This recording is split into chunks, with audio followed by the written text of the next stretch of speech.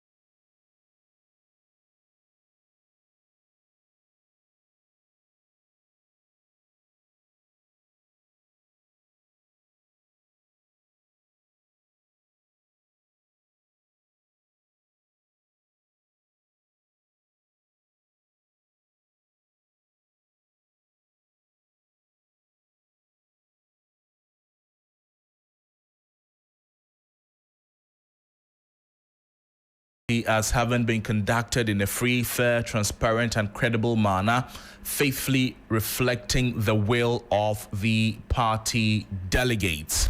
And the New Patriotic Party views the conduct and utterances of Professor Kwabena Frimpong-Boateng as highly reprehensible and inimical to the values, the unity and integrity of the party. Consequently, the party has invoked the relevant provisions of its constitution to commence the necessary processes to expel him from the party, strictly in accordance with due process. And this is a statement signed by Justin Frimpong-Boateng, the General Secretary of the NPP. We'll have a conversation with Dr. Samuel Efriye. He's a political analyst. He's joined us shortly.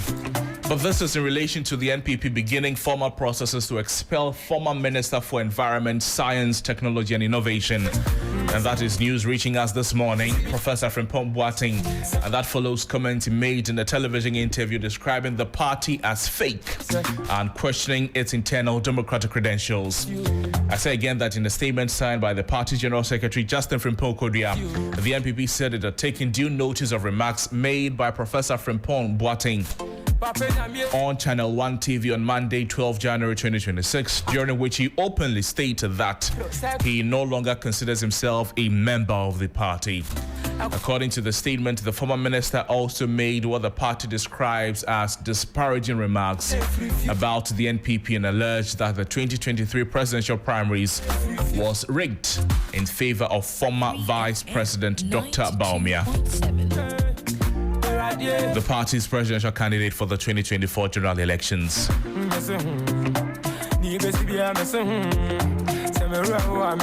The statement stressed that the contest was free, fair, transparent and credible and had been widely accepted by all aspirants who participated. The NPP further described Professor Frimpong-Boateng's conduct as highly reprehensible and inimical to the values of unity, integrity of the party, adding that his public comments undermined the internal cohesion and discipline.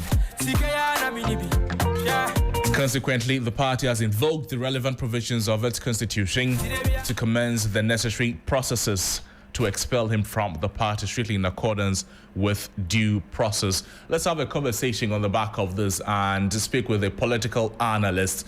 He's joining us at the moment. Dr. Samuel Afriyie is joining us. Doc, good morning to you. Thank you so much for joining us. Yeah, good morning, Alfred, and I wish you a happy New Year. I think first time I'm engaging you. Right, my name is Noble. Thank you so much for joining us regardless, and Happy New Year to you too as well. Oh, thank you. This is the latest coming from the NPP. Let's talk about the timing. Based on the fact that the party in a few days, in less than 19 days, has to elect its flag bearer, massive internal elections on the 31st of January 2026.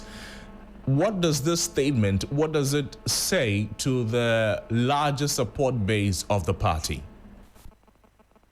Well, Noble, you know, the political landscape of the NPP is in such a way that people feel victimized. Some people also feel rejected or maybe not being considered as a party member, or maybe during their government time, some people feel that they are not part, or maybe they have been sidelined, or maybe they were not treated well. So some of these individuals tend to come in to sway their support to certain individuals within the party when it comes to elections. So in the political landscape, as it happens most of the time when parties are trying to put themselves together, or when parties have certain issues within that is within, they tend to have some of these things being seen. So some of us are not surprised anyway, but in all, it tends to give an indication that still there are key issues within the party that some people, disgruntled members, are supposed to be bring on board, or we are supposed to bring them on board for the party to have that kind of cohesion. You know, because if that is one example of Prof. Frimpong.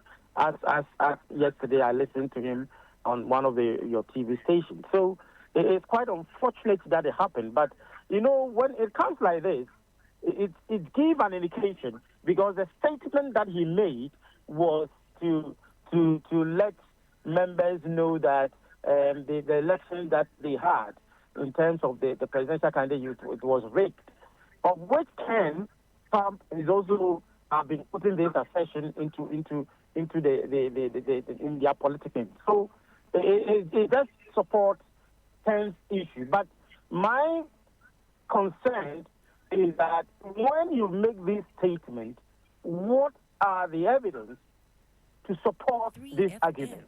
And that is what it matters most when some of these things are. If you don't support with proper evidence, then it means that you are going line, or you are being branded as being at least I don't know what to describe, but better in a way. But if you provide an evidence to support your argument, then it will let your argument be weighty for all of us to discuss and see the way forward for the NPP. So it's a political strategy, one or the other, as is being seen all the time, that some disgruntled members or some PP members will tend to come up and throw that into the political landscape. Because there's a few days, I think about 2 weeks to the election. So it gives an indication of reinforce some individual or presidential candidate position, and others also. So the party will come out and make some of these just to make things cool for the party leaders. Let's talk about his utterances yesterday and the positions that he took, that re-electing Dr. Bawumia as flag bearer would be a train wreck for the party, describing the current makeup of the party, or the current party, as fake. From the political standpoint of view, what effect or what impact could it have on the elections on the 31st of January? Yes, you know, Noble, sometimes if you can make a statement, Japan, if I make a statement that if the party don't elect the right, or let's say a good leader, the party will go into abyss like the CPP. And he coming out with a leader, because yesterday he was describing who should be a leader for this country, and he gives some attributes of visionary and coming out with certain things, and then it gives credence to what Ken is saying about the candidate or the one to be elected. When it comes like this, it makes some members who are undecided, I'm talking about the delegates, undecided to have to think through before, because there are some few percentages that they are still undecided to vote for. Right. Sabawumia or Ken. And these are the people that maybe they are targeting, this message is targeting, or the statement that he made is targeting, to sway their mind towards any candidate that they think that they have to vote for. So it is that credence that they are dwelling on. And it might work or it might not work, depending on how the other party or the other candidate also come out with. And I think that is what the party has immediately come out with a statement, just to quell that kind of statement that Prof made. Let's now talk about the response of the party, how the party is reacting to this, that they have begun processes to expel Professor Frimpong-Boateng over the fake party remarks. The party's position right now in dealing with what Frimpong-Boateng has said, Professor Frimpong-Boateng has said, how do you receive the response of the party? Noble, I'm one of those individuals that I have been speaking against the party leadership, that they have not been effective, they have not been well organized, they have not been focused, they have not strategized to ensure that the NPP party was put in a pedestal that they are in now. So, and it's too late, and it's quite unfortunate that the party is coming out with this process of expelling. There's no need, because there are other individuals that have made even harsher or maybe some hard statements towards certain individuals or even party members, that the party has not made any kind of action towards these individuals. So when it comes like this, and that is what I'm saying, that the party leadership of the NPP has failed, and even they failed before even 2025, that is within 2025. The moment they lost the elections, all of them should have resigned to put an interim executive to run the party. So seriously, Noble, I think that the party, there's no need. They have to quell it in a way and let the things through, as they have almost few days for their elections. And finally, Doc, so going forward, based on the response of the party that you certainly now do not agree with, what impact could that response have on the party's internal elections or the party's makeup in general? Professor Frimpong-Boateng is a stalwart of the NPP. Yes, Noble, you see, if the party structure, if the party leadership is not strong, and I always make this statement and compare it with the NDC national executives, if party leadership lose their focus, lose their guard, lose their authority, lose their decision role, overlook some certain things, it tends to make the party weak. And the NPP problem that they are going through is through the inability or the ineffectiveness of the party leadership. So for some of us, we believe that the MPP will run effectively if new leaders are being elected or being in a position. If not currently, I don't see anything coming out with the party to put strict or disciplinary issues for certain individuals. And then, because when you do that, then it makes you be seen as being discriminatory for the party rules and regulations. And even, that some of them want to come out of a rerun. I think that the national organizer and even the secretary want to. So sometimes you see that they have a way of not stamping on the authority in certain decisions or rules and regulations of the party for certain individuals when they go wayward. Look, I know that I said that would be my final question, but lastly, coming at a time after the party had granted, if you like, amnesty to all disgruntled former members or members they had punished in a certain way. If this directive or if this step by the party beginning process to expel somebody else a few months after you have opened up for other members you have offended or who have taken offense at the running of the party to come back, don't you think it is counterproductive in a way? No, I agree 100% of your assertion. And that's what I'm saying, that the party leadership is confused. They don't know what they are doing. They come up with a certain decision today. Tomorrow they're doing something different. So I'm saying that the NPP National Executive is weak, ineffective, and they cannot make any difference for the party cohesion or unity until they elect new national executives. Doc, I'm grateful. Thank you so much for your time, sir. Thank you so much. My pleasure, Noble. Dr. Samuel Afriye is a political analyst speaking with us there. Let's bring the thoughts also of Professor Samuel Edujemfi, a political historian. Prof, I'd like to say good morning to you and a happy new year. Good morning, my brother. This is coming from the camp of the NPP. Very fresh news this morning. They are beginning process to expel Professor Frimpong-Boateng. Let's look at a few things. The time that it is happening, all the circumstances that have surrounded the NPP recently. From where you sit as a political historian, we thought that the NPP had finally been able to deal with a lot of its internal wranglings because it has just a few days to a major internal election of the party. And this is coming this morning. How does that strike you? To your viewers, the truth of the matter is that what is undergirding this situation is a long history of party hijackers who are not interested in the destiny of the party, but to use it as a machine or a force of personal aggrandizement.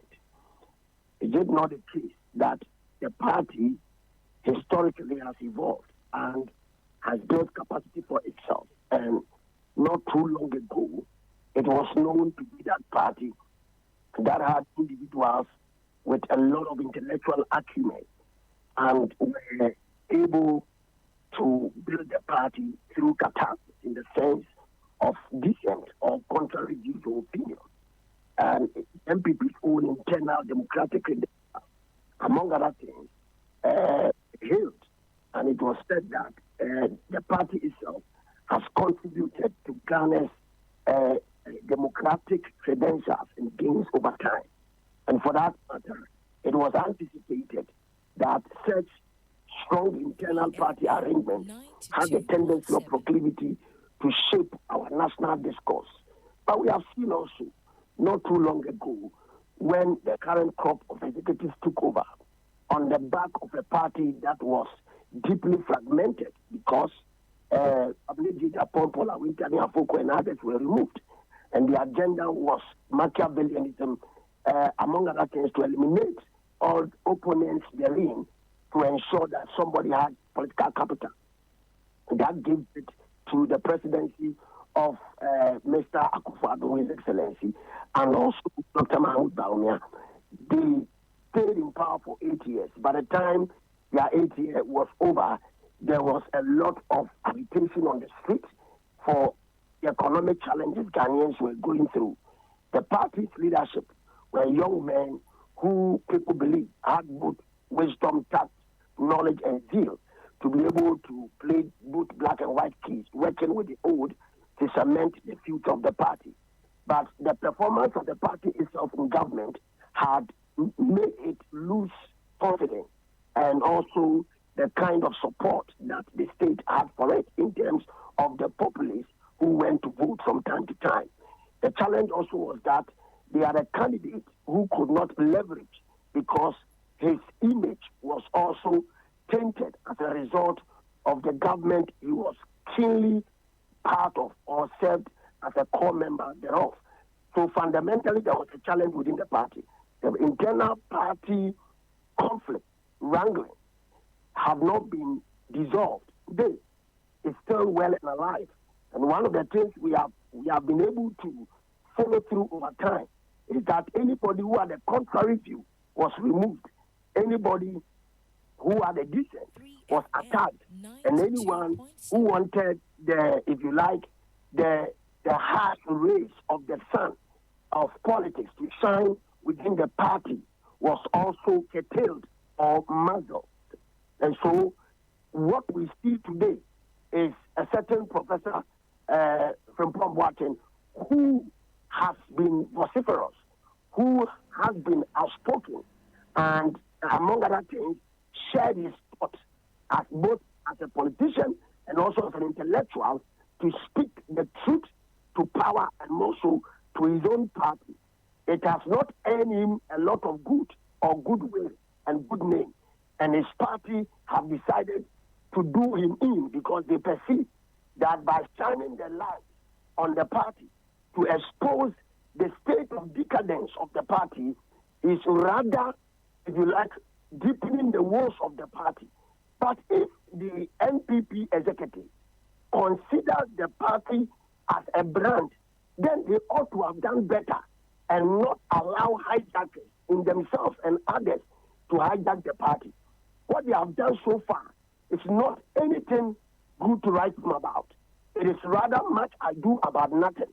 And I believe that statements like that which Professor Frimpong-Boateng is attributed to are statements that are really reflecting on the true state of the NPP. It is not only fake, it is a party that does not have legal locus to proceed unless it is able to recalibrate even in the foreseeable future. I see. But let's take a few steps back, Prof, and understand, the comment that Professor Frimpong-Boateng made. Let's have a conversation on that. The comments made by Professor Frimpong-Boateng, some are interpreting it as a subtle campaign attempt for one of the 5 candidates going into the primaries of the party on the 31st of January. Say again, Prof. Which of the candidates? Any of them but for Dr. Bawumia, because he said that voting for Dr. Bawumia would be a train wreck for the party. Yeah, my brother, if you want me to comment on this, for me, I am of the view strongly that I do not think that the NPP can stick its neck out to say that Dr. Mahmoud Bawumia can win the 2028 elections, even though it is not too near, but it is also not too far. There are several factors, there are several questions I would love him to answer, and I'm going to put those questions out very soon on a personal level, looking through the prism of history and some of the things he represents, within the NPP and what he has put for over time. I think that my questions will seek for answers, but also potentially to see whether he'll be able to answer these questions to position himself well going forward. I think there are critical junctures in the history of the NPP, and the NPP cannot overlook the fact that if you had a flag bearer who went into elections and lost woefully, and you want to repackage, rebrand him, and bring him, you do not want to assume that you can have 100% bet on him. So far as he devised opinion around this time, even amongst other things, one of the key actors candidate upon. If you tell you that the party's ranks are not united as to who leads the party, and that in itself shows that Dr. Mahmoud Bawumia is not popular. And these are things we don't have to behave like hostages and behave like we do not understand the science of politics. It is very symbolic if the NPP itself today, is pretending that it doesn't see that the opinion is divided within the party, and therefore it is going to be difficult for them to reconcile their ranks and bring themselves together to win victory, especially under the candidature or leadership of Dr. Mahmoud Bawumia. Then it is also shameful that they are refuting science. You see, the internal politics itself is important, but they should ask themselves, does this gentleman stand to be able to galvanize support for the party countrywide? Looking at the nature of abysmal performance he had in the northern and upper regions, including his own social, cultural, customary, and political enclaves. in the northern and upper regions. There are critical questions to ask. And look, let any well-meaning Ghanaian and well-meaning MPP member not sit on the fence and allow the hijackers to dictate the future of Ghana's democracy, because MPP needs to survive, to play a role in Ghana's democratic credentials. And finally, Prof, the response of the party, the steps they are taking, beginning processes to expel him based on Professor Frimpong-Boateng's comments, do you think... Free advice to the executives and to where the support are quite obvious that if they don't touch Professor Frimpong-Boateng well, they may as well follow suit over time and write this date down. They think Ghanaians are playing games with our democracy, and they think that the party NPP belongs only to them. I've said that some of us have not been too. I mean, we are not too old, but we have seen things in this country. We have seen how this country's, if you like, democracy has evolved over time, and how people will roll on the floor. I've shared my own family anecdotes to show how my mother will roll on the floor when elections are called out in the 90s. And when the tide is changing, how she'll be crying. People have paid the price and followed to hope that Ghana's democracy will look something like this and even better. So they should sit there and misbehave. And let's see what happens. If Ghanaians would allow MPP to die, or if they would also bury their own MPP. Let's watch them and see how they play games with their party. Prof, I'd like to thank you so much for your time this morning. Right. Thank you so much for speaking with us. Professor Samuel Du Gyamfi is a political historian speaking with us there. Them say you better than me. Trust no one,